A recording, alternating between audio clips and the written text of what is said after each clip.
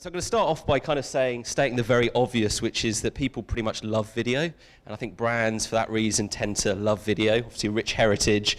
And I think there's kind of a number of reasons for that. So obviously one of them is that it's a very good medium for conveying emotion. So I think it's probably fair to say that this next Vine is probably representative of about 18 million people on Sunday.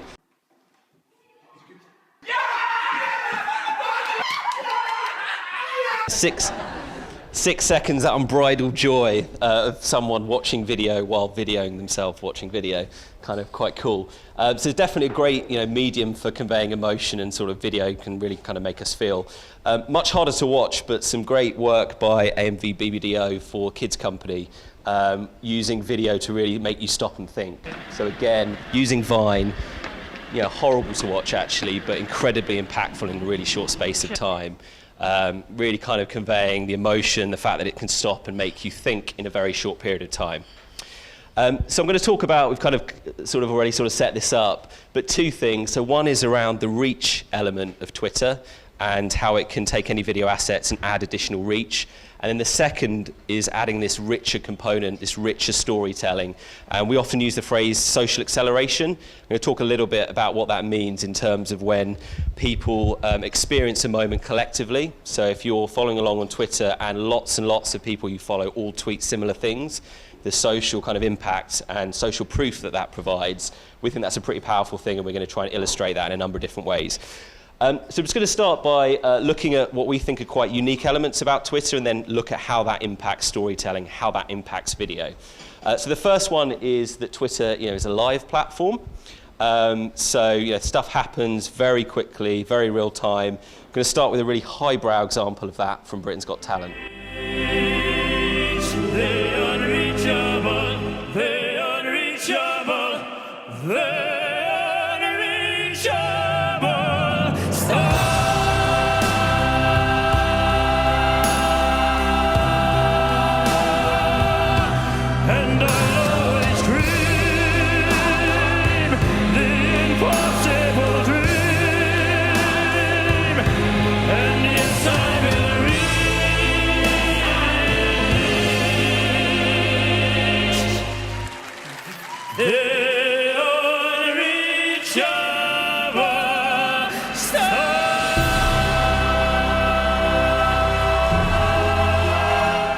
I think pretty notable for two main things. One, that they actually kept on singing and didn't miss a beat, and then just the maniacal look on her face when she threw those eggs was quite something to behold. So just one example of just the live nature of Twitter. The second is its public nature. So the fact that any two people can connect and interact, and we saw this quite remarkable example from last week where a single conversation, one guy tweeting at O2 ended up in O2, Vodafone, EE and 3 all at the same time, taking part in the conversation.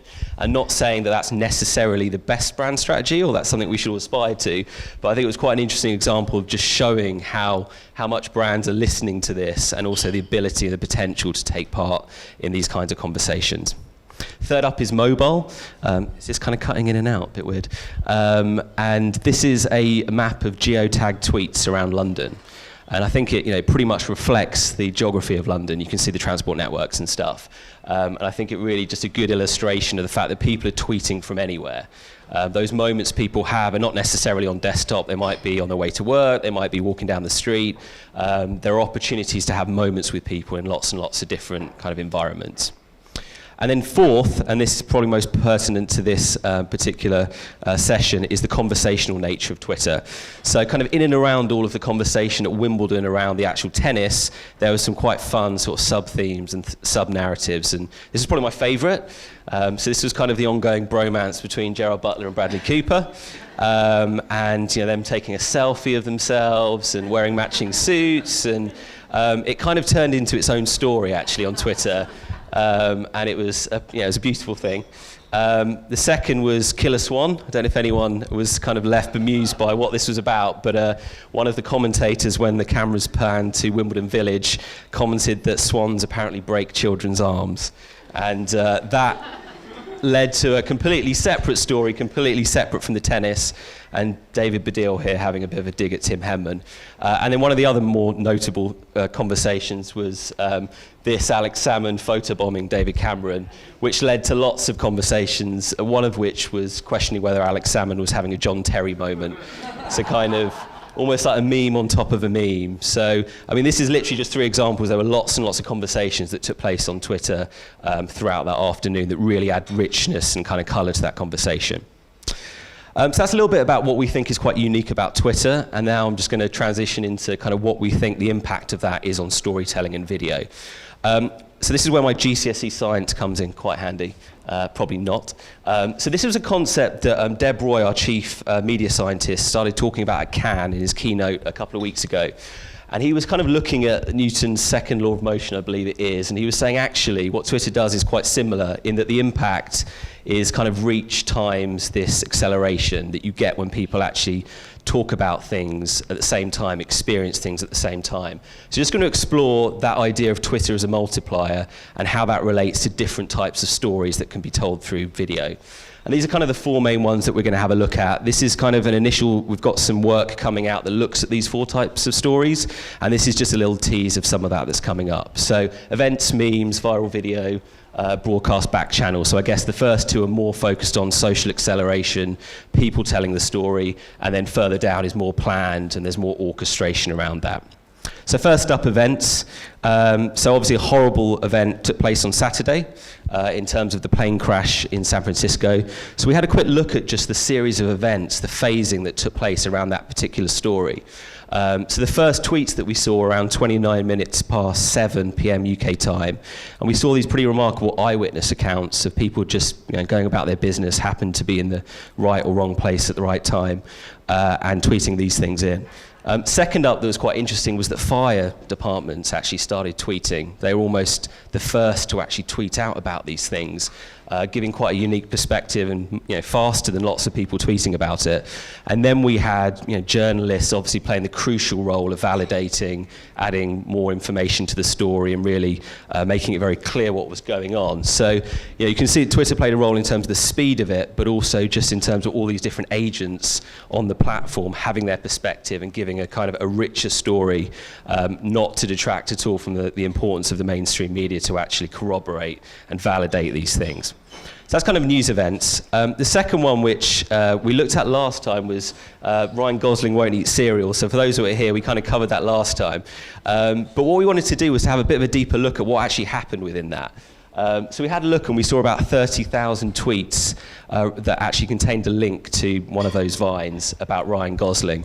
And the thing that we found out that was quite interesting was that there was a really high ratio of retweets to tweets about this. So for every person that tweeted about it, 5 people retweeted, which is really unusual for a video actually on the platform. And it kind of suggested that this was almost like a ready-made meme that people just loved wholesale, that they didn't almost need to add their spin. They just hit retweet, they loved it, they wanted to share it. And it's kind of, we saw that in terms of the reach driving potential when we started to animate how that looks when it spread across Twitter. So we're going to see kind of a bit of a data visualization that looks at how that actually spread across the platform. The res we're working on, but you'll start to see it pop. Blue are the tweets, and then the yellow is the engagements around that. So you can see that initially the chap Ryan who actually tweeted it out, it took a while to build, not much was happening.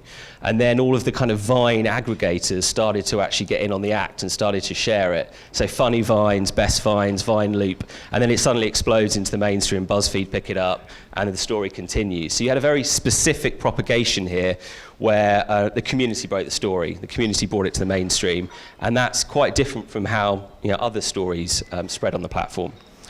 So we're just going to compare that and the fact that people hit retweet, drove reach, with Dove Real Beauty, which is a completely different campaign, much more orchestrated.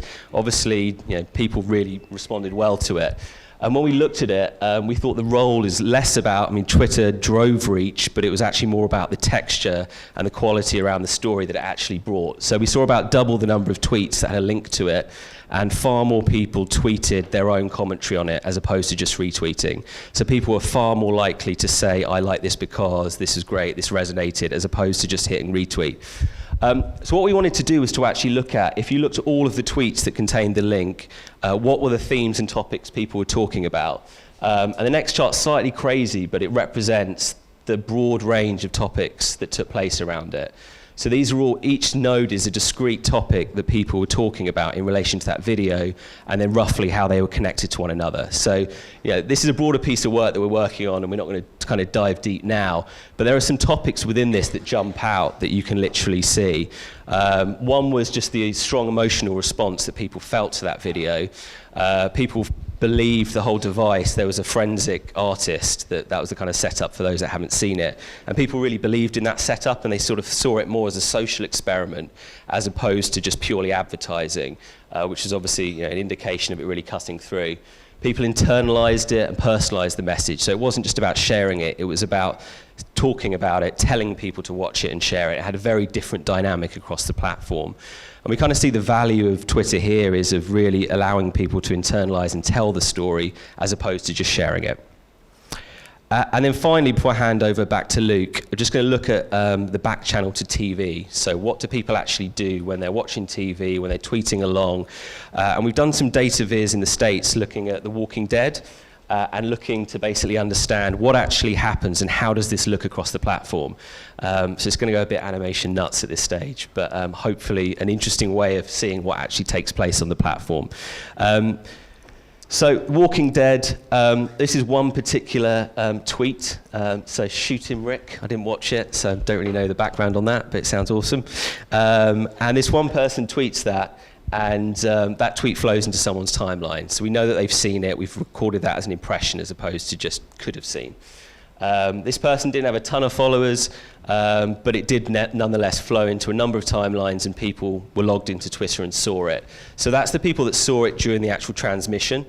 Outside of that hour, a bunch of other people logged in afterwards and then were also exposed to that tweet. So you've kind of got just one tweet, one person, and the impact they had as that spread across the platform. If you then look at that aggregate, you start to get a sense of what's actually going on and the impact that that has. So this is real numbers visualizing the total number of tweets and all of the people that reached throughout that 1 hour. And you get this wave of kind of reach and engagement. And the thing that this doesn't show, which we have other work on, is that a lot of those people were actually exposed to multiple tweets. So there was kind of a social proof element of it. It wasn't just isolated tweets. But hopefully you kind of get some sense of, when people are actually sat there tweeting along, this is the impact it actually has across the platform in terms of driving additional reach, but also adding different stories, like in the example of Wimbledon. So that's kind of almost like just a story, a narrative around what happens with Twitter and TV. 4 examples looking at news, memes, video that people seed, and TV, and just a brief introduction, I guess, to reinforce these 2 points, that you can drive reach for any video assets. More importantly, probably, whatever your asset, you can probably tell richer stories with the right mechanics. And we're going to hear from a number of different brands who basically use different mechanics to tell some of those richer stories.